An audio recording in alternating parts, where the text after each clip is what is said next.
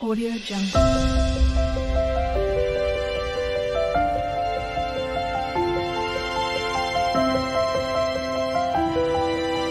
Audio Jungle.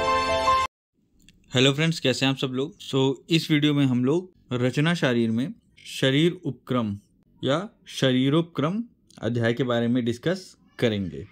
तो शरीरोपक्रम का अर्थ होता है शरीर के संबंध में संपूर्ण विवरण। जो शरीर से संबंधित जो भी विवरण होता है, डिस्क्रिप्शन होता है, उसे शरीरोपक्रम के अंतर्गत कहा जाता है, अर्थ कहा जाता है। शरीर की उत्पत्ति, स्थिति, निर्माण, वृद्धि, क्षय, इनके संबंध में सभी प्रकार का ज्ञान करना। जब शरीर में कोई व्याधि या विकृति उत्पन्न होती है तो उसकी चिकित्सा करने के लिए मनुष्य के शरीर का संपूर्ण ज्ञान होना भी आवश्यक होता है। अतः शरीर का विस्तार से अध्ययन करना चाहिए और इसी के लिए शरीरोपक्रम अध्याय का वर्णन किया गया है। तो इस वीडियो में हम लोग शरीर की व्याख्या देखेंगे, मतलब शरीर के बारे में डिस्कशन देखेंगे। शरीर के पर्याय, इसको और कौन कौन से नामों से जाना जाता है उसके बारे में डिस्कस करेंगे। शारीर की व्याख्या देखेंगे, क्या होता है शरीर, शारीर और शरीरी की व्याख्या डिस्कस करेंगे। और तीनों में शरीर, शारीर और शरीरी का जो डिफरेंस है वो जानेंगे।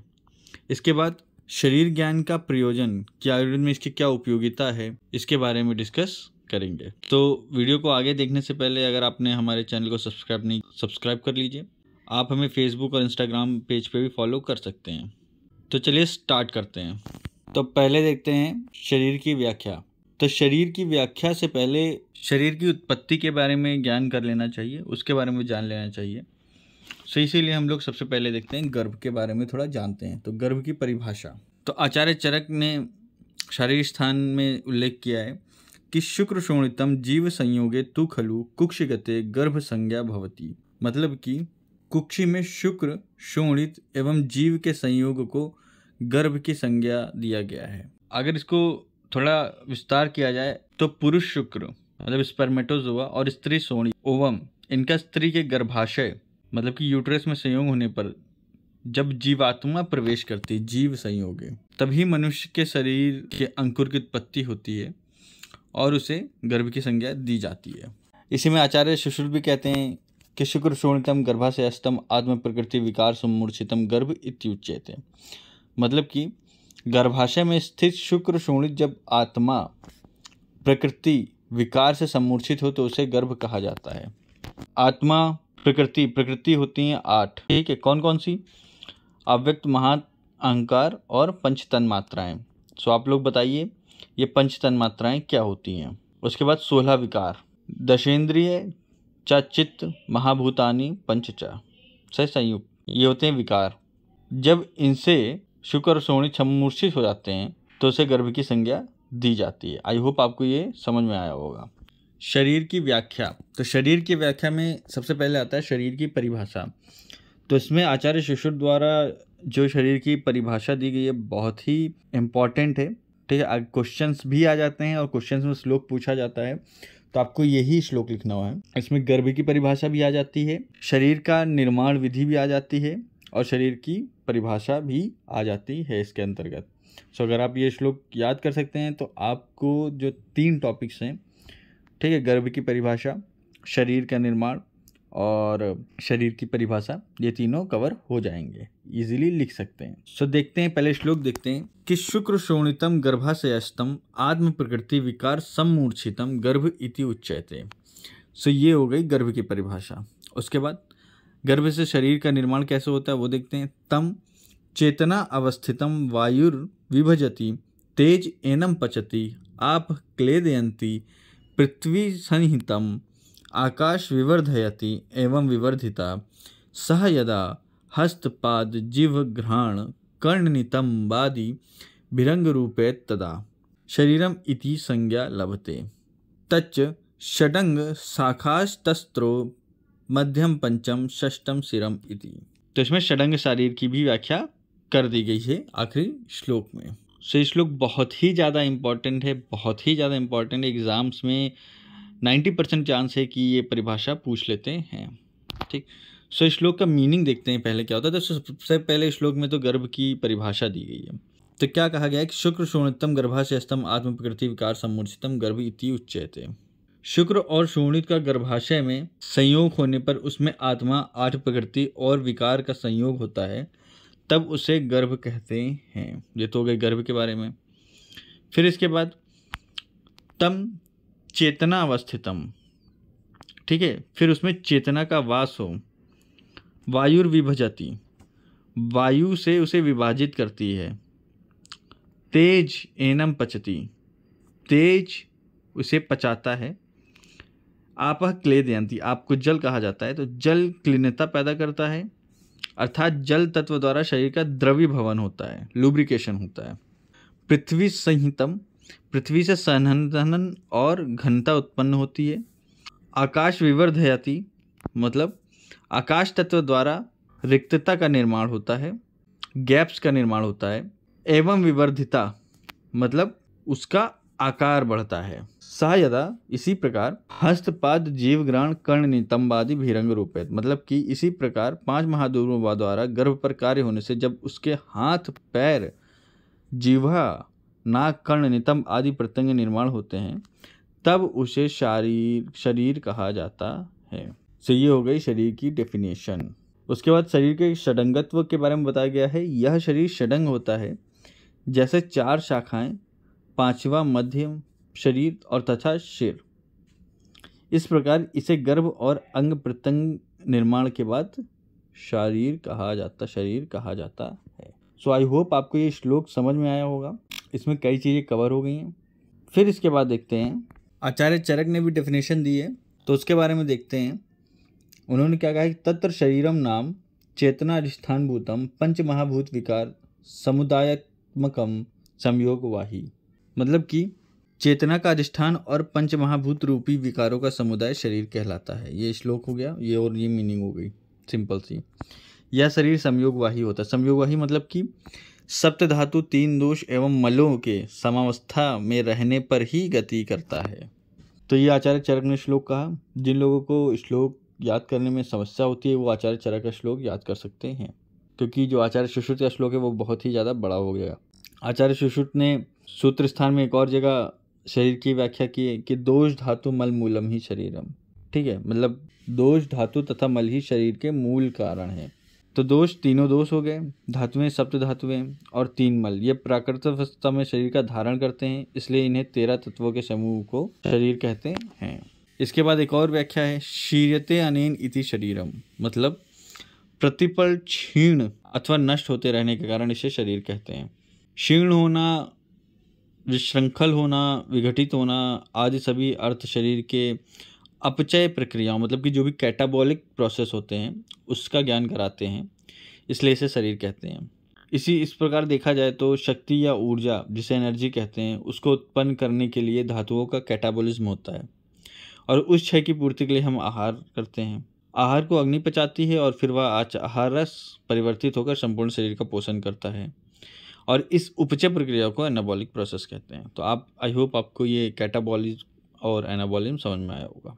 इसके बाद शीर्यते हिनस्ति आत्मा नाम इति शरीरम, मतलब कि जो निरंतर गति करने के कारण अपने आप को नष्ट करता रहता है उसे शरीर कहते हैं। और यहाँ भी कैटाबॉलिक प्रोसेसेस और एनाबॉलिक प्रोसेसेस का उल्लेख होता है। निरंतर गति, मतलब कि निरंतर गति का मतलब हो गया चलते रहने के कारण, जिसमें लगातार कैटाबॉलिक प्रोसेसेस होते रहते हैं। ये हो गई शरीर की डेफिनेशंस। फिर इसके बाद देखते हैं शरीर के पर्याय। तो शरीर के पर्याय के अंतर्गत देखा जाए तो 2 मुख्य पर्याय नाम आते हैं, एक तो काय हो गया और दूसरा देह हो गया। तो काय के लिए देखते हैं, चियते अनेन इति कहया, मतलब कि जिसका पोषण होता रहे उसे काय कहते हैं। काय शब्द जो होता है ये अग्निवाचक है। सभी प्रकार के रासायनिक परिवर्तन, मतलब कि केमिकल चेंजेस अग्नि द्वारा होते हैं, अतः इससे क्षय और वृद्धि दोनों क्रियाओं का ज्ञान होता है। चियते अनेन इति काया, मतलब जिसका पोषण होता रहे उसे काय कहते हैं। इससे वहाँ पे क्षय और वृद्धि दोनों का ज्ञान होता है, ठीक है। क्षय का कैसे ज्ञान होता है? कैटाबॉलिक प्रोसेस, अपचय प्रोसेस के द्वारा, और वृद्धि का उपचय मतलब एनाबॉलिज्म प्रोसेसेस के द्वारा, और दोनों प्रक्रियाओं को मिला के मेटाबॉलिज्म कहते हैं। जब यह चय या पचय अर्थात कायाग्नि व्यापार मतलब मेटाबॉलिज्म अच्छी तरह से सही अनुपात में चलता है, तब शरीर का सम्यक धारण होता है, मतलब कि इधर से टूट रहा है और उधर से वृद्धि हो रही है, तो शरीर का जो है वो सम्यक धारण होता है, और तब दोष धातु मल साम्यावस्था अर्थात प्राकृत अवस्था में रहते हैं। फिर इसके बाद देखते हैं दूसरा पर्याय देह। धार्यते अनेन इति देह, मतलब कि जिसमें धारण हो उसे देह कहते हैं। तो देह का अर्थ वृद्धि या विकास हो सकता है, और ये सभी क्रियाएं अपचय उपचय चयापचय ये सभी चेतन मतलब सजीव शरीर में ही होती हैं, इसलिए इसे देह माना गया है। सो आई होप आपको पर्याय भी समझ में आए होंगे। फिर इसके बाद देखते हैं गर्भ उपनिषद के अनुसार शरीर की परिभाषा, मतलब कि गर्भ उपनिषद में भी शरीर की परिभाषा दी गई है। वो क्या कहती है कि श्लोक देखते हैं पहले कि शरीरम इति कस्मात् अग्निहोत्र श्रयन्ते ज्ञानानि दर्शनानि कोष्ठाग्नि इति तत्र कोष्ठाग्नि नाम अशित पीत लेह चौष्यम पचति दर्शनानि रूपाणां दर्शन करोति ज्ञानाग्नि शुभाशुभम चा कर्म करोति। मीनिंग क्या है कि मानव शरीर को चेतना अवस्था में शरीर इसलिए कहा जाता है क्योंकि इसमें ज्ञानाग्नि, ठीक है, ज्ञानाग्नि जो शरीर के शुभ अशुभ कर्म करती है, ठीक है, मतलब कि शुभ अशुभ मतलब एनाबॉलिक कैटाबॉलिक दोनों। दर्शनाग्नि मतलब कि यह दर्शन का कार्य करते हैं और इसे आलोचक पित्त से कोरिलेट कर सकते हैं। कोष्ठाग्नि शरीर के मुख्य द्वार द्वारा ग्रहण किए हुए सभी प्रकार के अन्न का पाक करती है, ठीक है, इसे कोष्ठाग्नि या जठराग्नि कहते हैं।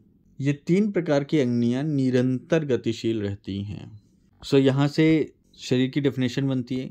मानव शरीर जो है उसको शरीर चेतनावस्था मतलब जागृत अवस्था में शरीर इसलिए कहा जाता है क्योंकि इसमें ज्ञानाग्नि, दर्शनाग्नि, कोष्ठाग्नि ये 3 प्रकार की अग्नियां निरंतर गतिशील रहती हैं। जागृत अवस्था से मीनिंग जब उसके शरीर में चेतना रहती हो, ठीक। गर्भाशय फिर इसके बाद दूसरा श्लोक देते हैं।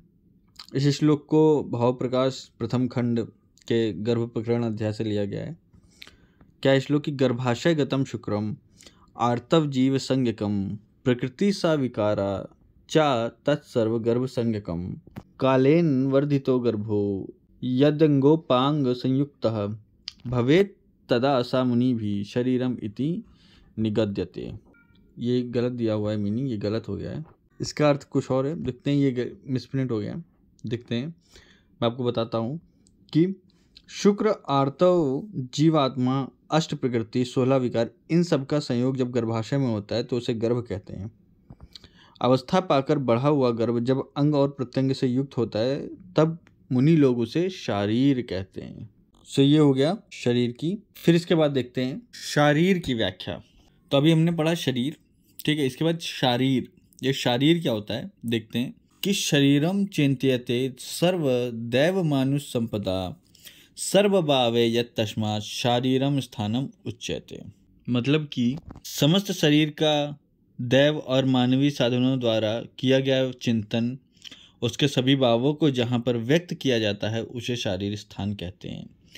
कहने का मतलब ये है कि समस्त शरीर का दैवों के द्वारा या मानवीय साधनों के द्वारा जो भी स्टडी है शरीर की, उसका चिंतन और उसके सभी भावों का मतलब उस पर जो भी डिस्कशन हुआ है और उस पर जो भी निष्कर्ष निकला है जहाँ पर व्यक्त किया गया है उसे शारीर स्थान कहते हैं।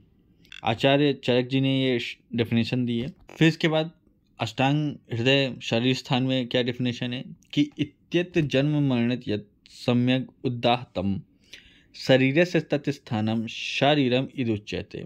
मतलब कि ऐसा स्थान जहाँ शरीर के जन्म मरण दोनों का भली भांति वर्णन हो उसे शारीर स्थान कहते हैं। मतलब कि जन्म से मरण तक दोनों का भली भांति वर्णन हो उसे शारीर कहते हैं। आचार्य डल्नर ने भी परिभाषा दी है कि शारीरिक भावम अधिकृतम कृतो अध्याय शारीरा। मतलब कि शरीर के सभी भावों को ग्रहण करके जो अध्याय या ग्रंथ लिखा जाए वह शारीर है। भाव कौन कौन से हो सकते हैं? 2 तरह के भावों को हम लोग यहाँ देख सकते हैं। एक रचनाकार भाव, क्रियाकारक भाव। रचनाकार भाव में जैसे अंग प्रत्यंग आदि का ज्ञान, और क्रियाकारक भाव में जैसे फंक्शनल दोष धातु मल आदि का ज्ञान।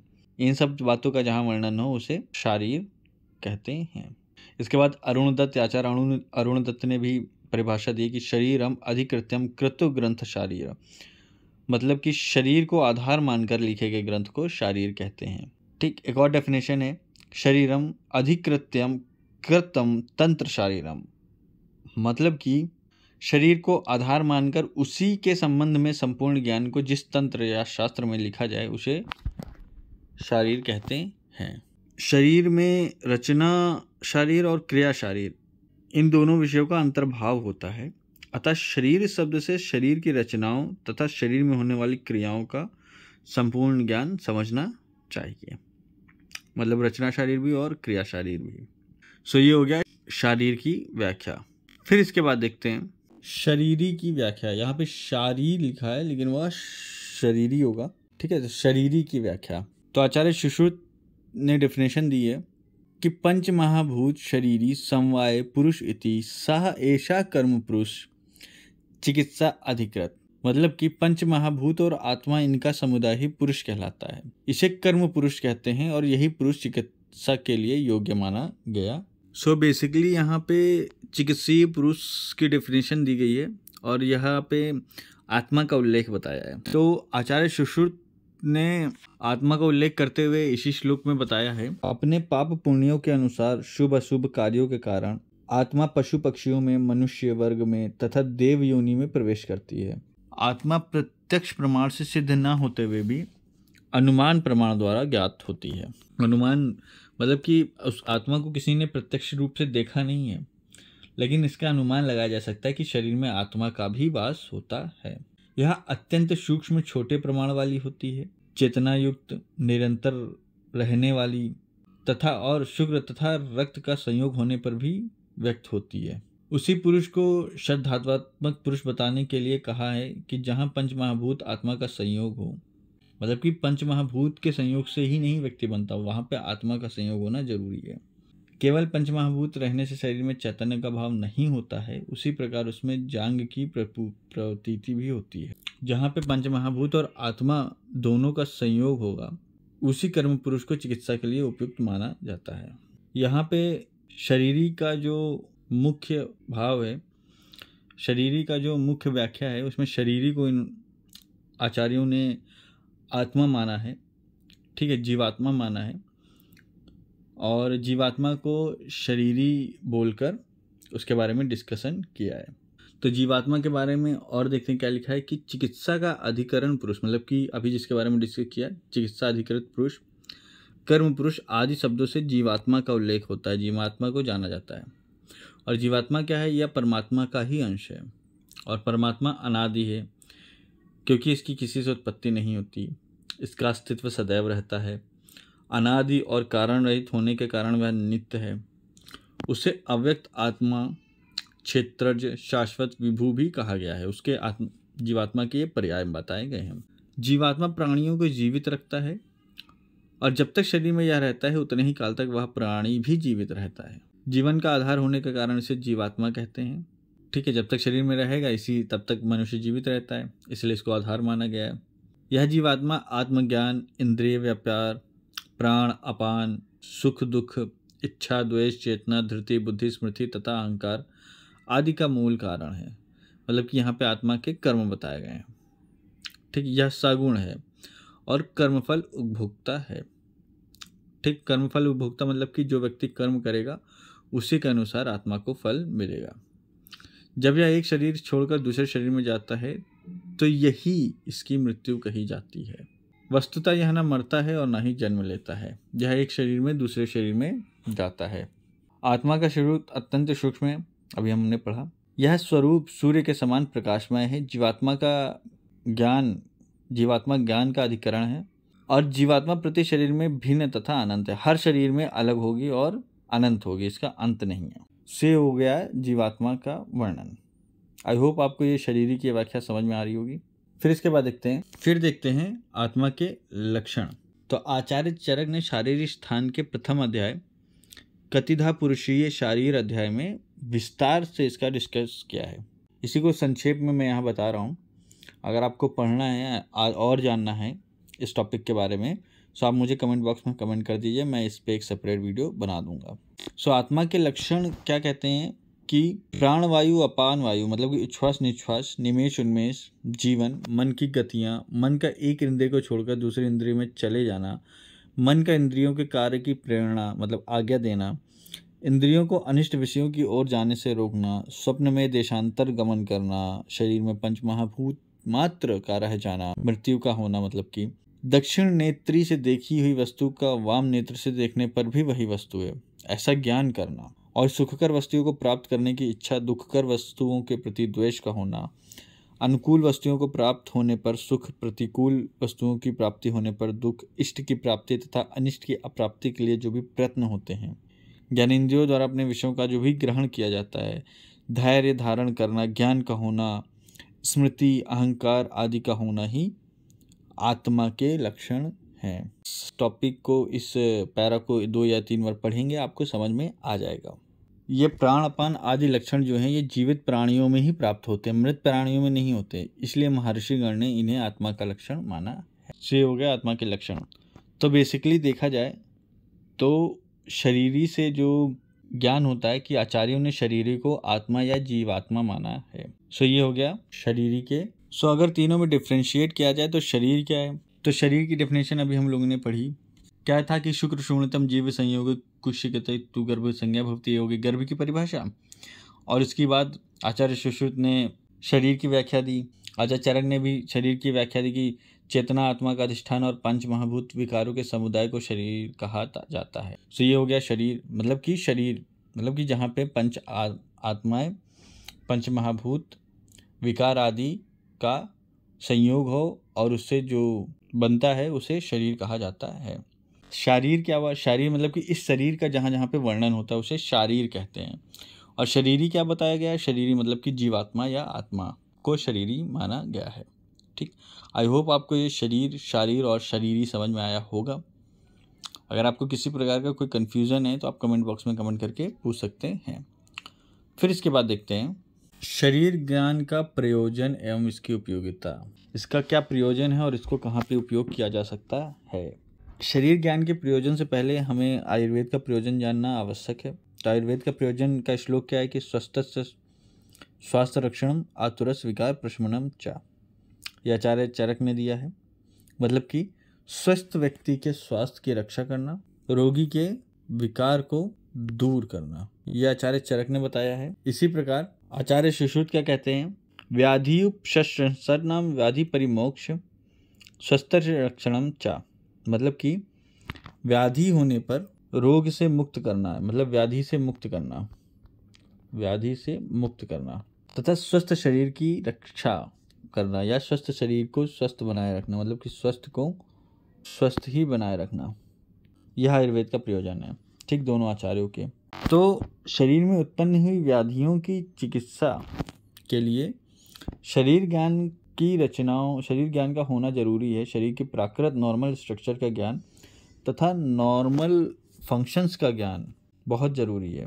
तभी जो है उसमें जो विकृतियां हैं उनके स्थान कहाँ पे है, उनके विकृति के कार्य आदि, तभी जो है शरीर के प्रत्यंगों में हुई विकृति और प्रत्यंगों के स्थान, प्रत्यंगों के नॉर्मल कार्य, विकृत अवस्थाएं, स्थानानुसार होने वाले लक्षण, इन सभी को जानने के लिए शरीर ज्ञान का आवश्यकता होती है। और क्या बताया गया है कि आयुर्वेद का यह शास्त्र मनुष्य की आयु के संबंध में पूरा विवरण देने वाला शास्त्र है। शरीर में होने वाली व्याधियां, उनके कारण तथा उनके लक्षण, चिन्ह, इनको समझकर व्याधियों के निदान करना तथा उसके बाद उनकी चिकित्सा के लिए विभिन्न उपक्रम कर उसे व्याधिग्रस्त शरीर से स्वस्थ बनाना तथा उसके स्वस्थता में भी विभिन्न आहार विहार, दिनचर्या, ऋतुचर्या, इनके नियमों का पालन कराकर और उनके उपक्रमों द्वारा शरीर को स्वस्थ बनाए रखना, व्याधिग्रस्त नहीं होने देना, ऐसे दोनों तरह के कार्य आयुर्वेद शास्त्र करता है। शरीर विषय की उपयोगिता का वर्णन करते हुए आचार्यों ने यह भी बताया है कि शरीरम सर्वदा, श्लोक दिया है कि शरीरम सर्वदा सर्वम सर्वदा वेद योभिषक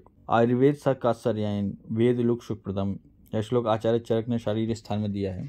मतलब कि जो चिकित्सक संपूर्ण रूप से शरीर शास्त्र को जानता है वही चिकित्सक संसार को सुख देने वाले आयुर्वेद शास्त्र को पूर्ण रूप से जानता है। आचार्य सुश्रुत ने भी श्लोक दिया है, क्या शरीरे चैव शास्त्रे च दृष्टार्थ साध विशारदा दुष्टम श्रुतभ्याम संदेहम वापह चरेत क्रिया। अर्थात यदि कोई चिकित्सक आयुर्वेद चिकित्सा में निपुण होना चाहे तो शरीर तथा शास्त्र में उसे दक्ष होना चाहिए। दर्शन तथा अध्ययन मतलब कि देखा हुआ और सुना हुआ के द्वारा अपनी शंकाओं को दूर करके उसके बाद ही चिकित्सा या शस्त्र कर्म करे। आयुर्वेदीय शरीर में दार्शनिक एवं प्रत्यक्ष दोनों विषयों का समावेश होता है, मतलब कि देखना भी चाहिए, प्रत्यक्ष रूप से भी देखना चाहिए, सुनना भी चाहिए। आयुर्वेद के अनुसार उत्तम चिकित्सक या शल्यहर्ता सर्जन वही समझा जाता है जो दार्शनिक तथा प्रत्यक्ष दोनों विषयों का ज्ञाता होता है। इसके बाद कुछ तथ्य दिए गए हैं कि शरीर ज्ञान की उपयोगिता के संबंध में कुछ विशेष तथ्य दिए गए हैं। क्या है कि विकृति के ज्ञान से पहले प्रकृति का ज्ञान होना, मतलब कि अगर विकार शरीर में उत्पन्न होते हैं, किस तरह का विकार है इसको जानने से पहले जहाँ पे हुआ है वहाँ पे जो प्राकृत कर्म है, प्रकृति क्या है, वो जानना जरूरी है। शरीर के अंग प्रत्यंगों की प्राकृतिक संरचना का ज्ञान शरीर स्थान से प्राप्त होता है, अतः चिकित्सक के लिए इसका अध्ययन अत्यंत आवश्यक है। आयुर्वेदिक शरीर में गर्भावग्रांति मतलब एम्ब्रियोलॉजी, रचना शरीर एनाटॉमी तथा क्रिया शरीर फिजियोलॉजी तीनों का ही वर्णन किया गया है, अतः चिकित्सा की दृष्टि से तीनों का ज्ञान अत्यंत आवश्यक है। स्थूल शरीर के ज्ञान से पहले सूक्ष्म शरीर का ज्ञान आवश्यक होना, मतलब कि आयुर्वेद शरीर में सृष्टि की उत्पत्ति का विस्तार से वर्णन किया गया है, अर्थात सूक्ष्म शरीर का ज्ञान इसी से प्राप्त होता है, अतः शरीर का ज्ञान आवश्यक है। किसी भी अवयव की पंचभौतिक रचना के लिए शरीर का ज्ञान आवश्यक है, मतलब कि किसी भी दोष, धातु, अवयव, पंचभौतिक रचना का ज्ञान कराने के लिए भी शरीर विषय का ज्ञान अति आवश्यक होता है। इसके बाद शरीर के अंग प्रत्यंग की क्रियाओं एवं विपरीत क्रियाओं का ज्ञान आवश्यक है। अंग प्रत्यंग की स्वस्थ अवस्था में क्या क्रियाएं होती हैं, अस्वस्थ अवस्था में क्या विपरीत क्रियाएं होती हैं, यह सभी प्रकार का ज्ञान प्रत्यक्ष पर आधारित रहता है। यह ज्ञान शरीर शास्त्र से प्राप्त होता है, अतः शरीर अध्ययन की बहुत ही ज़्यादा उपयोगिता है। पांचवा तथ्य क्या दिया, छठा तत्व क्या दिया गया है कि शरीर के अंग प्रत्यंग के पारस्परिक संबंध का ज्ञान आवश्यक है, मतलब शरीर में किस प्रकार की व्याधि या विकृति उत्पन्न होने पर यह जानना आवश्यक है कि विकृति किस स्थान पर उत्पन्न हुई एवं किस अंग को विशेष रूप से प्रभावित कर रही है या करती है।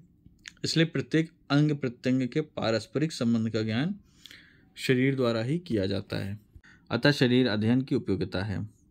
फिर विधि वैद्यक की दृष्टि से शरीर ज्ञान आवश्यक है, मतलब ज्यूरिस्प्रूडेंस के पॉइंट ऑफ व्यू से भी शरीर ज्ञान आवश्यक है। जैसे चिकित्सा का एक विषय विधि वैद्यक भी है, जाहिर सी बात है, जिसमें मृत शरीर डेड बॉडी की परीक्षा पोस्टमार्टम किया जाता है, जिसमें शरीर के अंग प्रत्यंग की जांच करके यह पता लगाया जाता है कि मृत्यु किस प्रकार हुई, अतः विधि वैद्यक के लिए भी शरीर ज्ञान का होना जरूरी है।